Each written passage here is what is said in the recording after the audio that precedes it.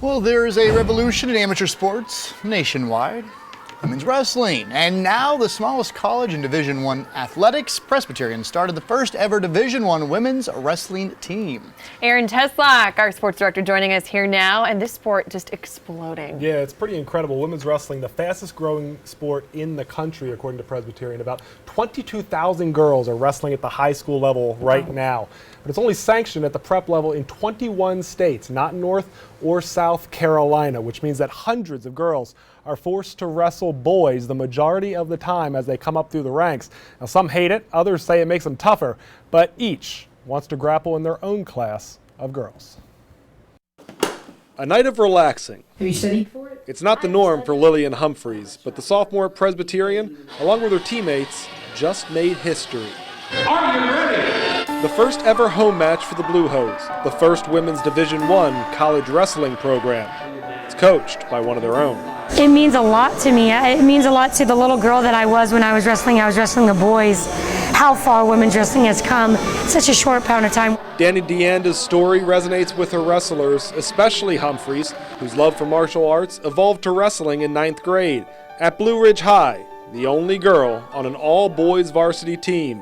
Her opponents, also all boys. When I first started wrestling, I got beat up a lot, and it definitely, I felt discouraged a lot because I was like, well, I don't feel like I'm getting any better. Like I did want to quit, but deep down I was like, you know, if I quit, people were just gonna be like, see, I told you so.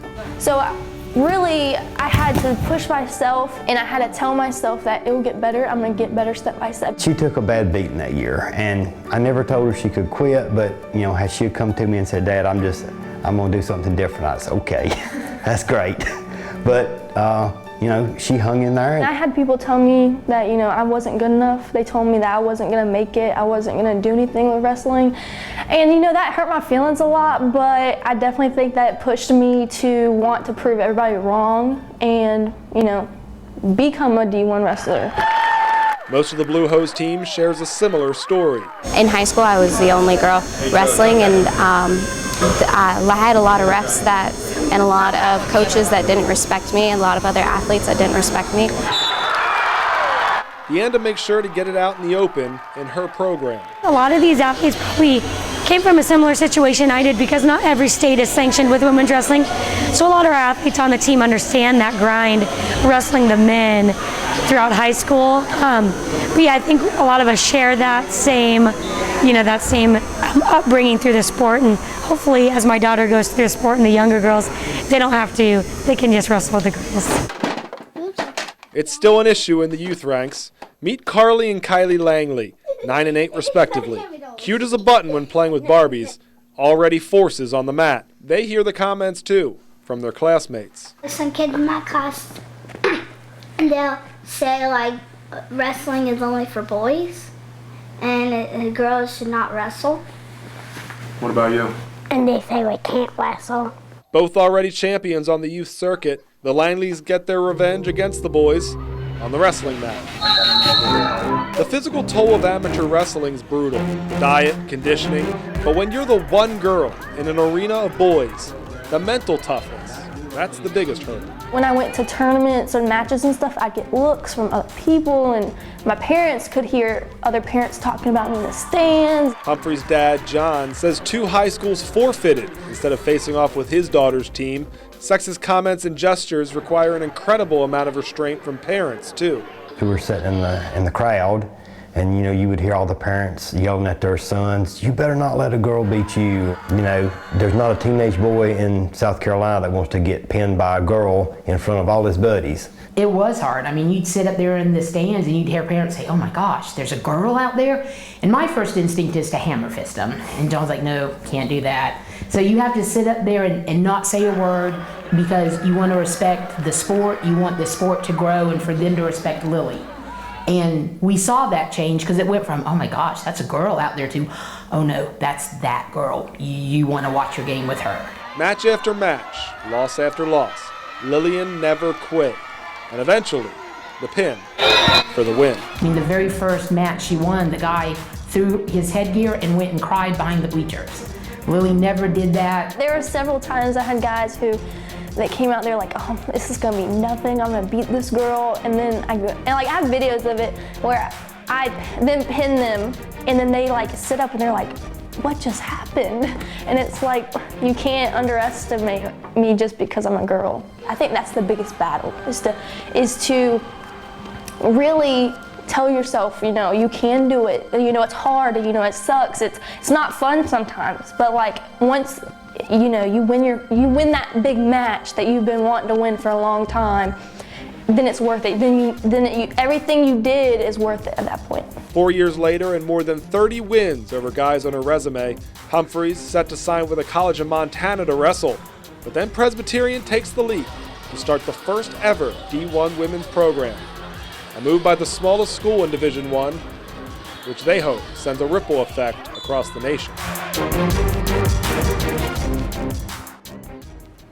Now, the startup of the Blue Hose program has been in the works for almost a couple years now. They're still in season right now.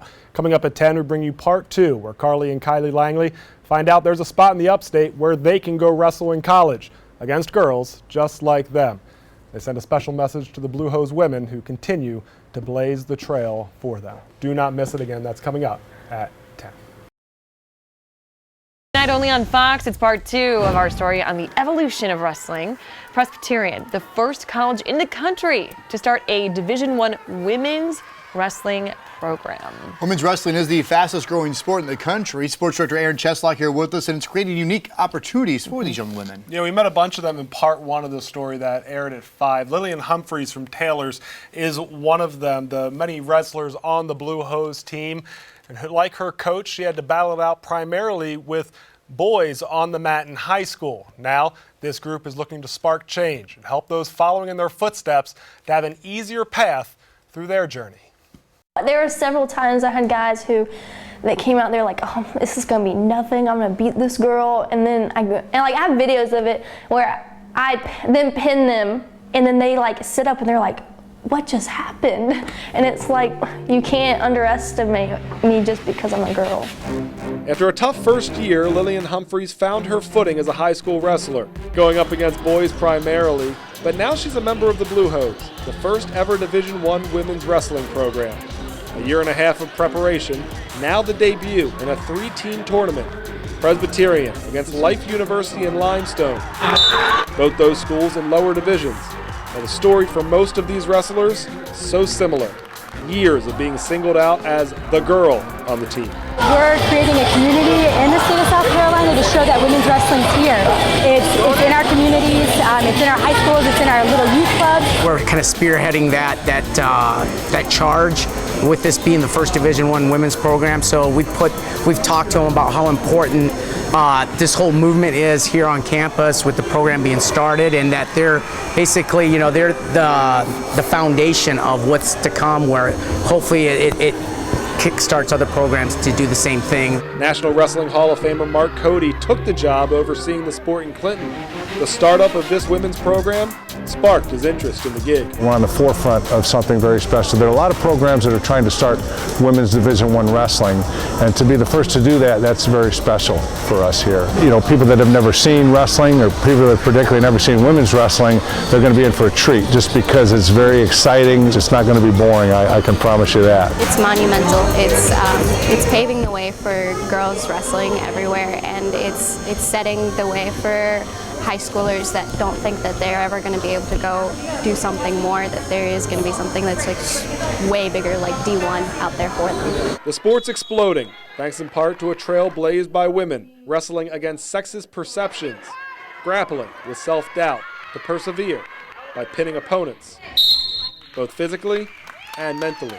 When I started, I didn't even know girls could wrestle. I didn't know that was an option. And I know a lot of other girls who don't know it's an option. So I want, them to hear my story and then realize that, oh, they can do it. Parents who have young daughters, I hope that they listen to my story and they realize that, it's okay to let their daughter wrestle. To see her self-confidence just start to really fly once she started wrestling and realizing that she was doing something that she never thought she could. And I think the door is, I almost want to say it's being kicked wide open. I mean, girls are realizing that just because they are a girl doesn't mean they have to stay away from a male-dominated sport. Humphries hopes enough girls start wrestling young that it forces high school athletic leagues to change.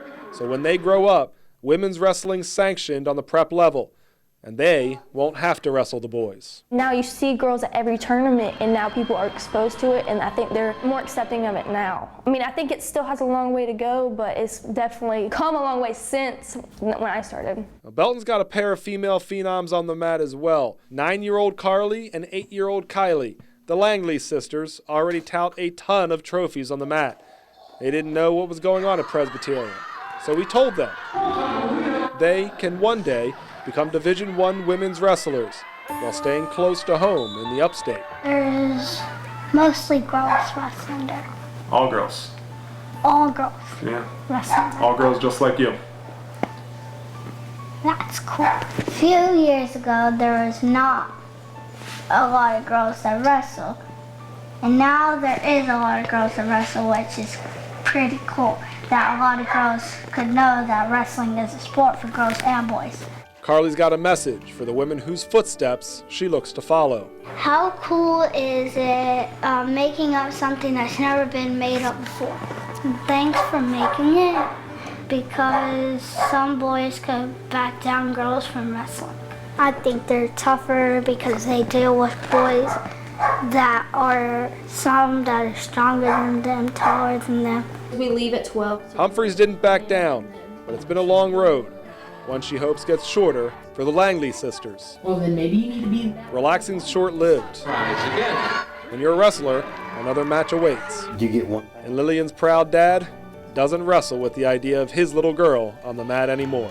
Yeah, she can take care of herself pretty good.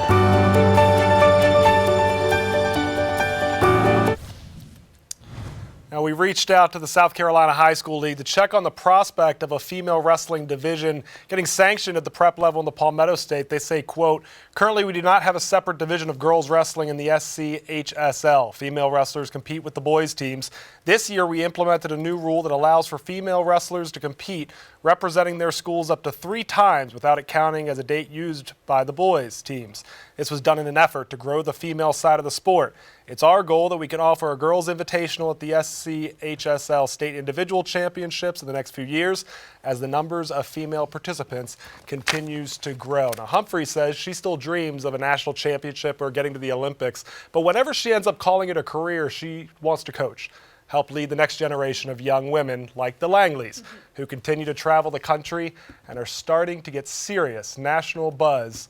If you'd like to learn more on how to support them, you can head to our website right now at foxcarolina.com.